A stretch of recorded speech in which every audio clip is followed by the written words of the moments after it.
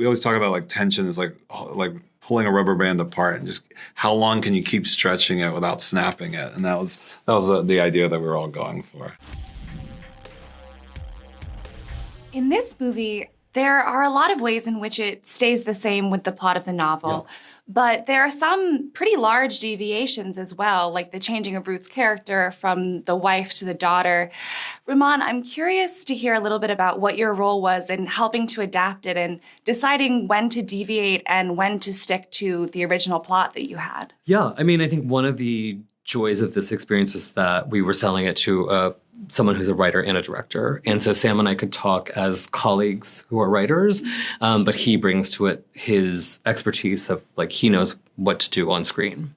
And I think it's one of those things where trust is like, it doesn't really exist in degrees. And if I trusted Sam with the book, I had to trust him fully. And I had to trust that the adjustments that he was making to the plot or the structure were in service of the demands of his form.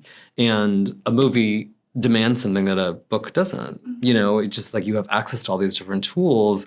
And I mean, I love the movie. So I think it's sort of like it's in the finished work that my trust was well placed, I think. Something I really loved about this movie is you kind of have this constant undercurrent of dread the entire time. That's one word for it, yeah. And it's done through so many different methods. Like there are scenes reminiscent of Hitchcock, but also more modern action scenes, like with the tanker on the beach.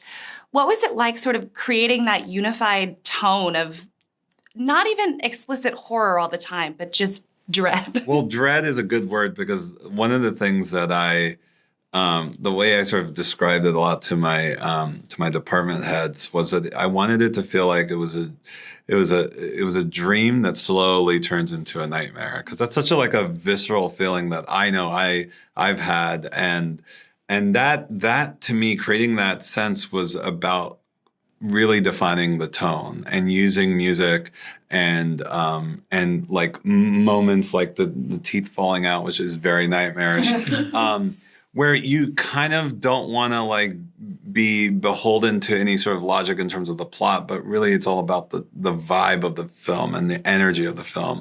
And so that was something that my DP and I and my production designer I tried to use in terms of the setting and also my composer and the music to kind of create this sort of the shots sort of linger a little longer than they should, or they're kind of moving in places where they shouldn't be, and the production design is sort of kind of weirdly claustrophobic in an inorganic way. It was all these sort of subtle touches that really kind of went into this soup of trying to create this like tone that would kind of we always talk about like tension is like pulling a rubber band apart and just how long can you keep stretching it without snapping it? And that was the idea that we were all going for. I love that. Yeah.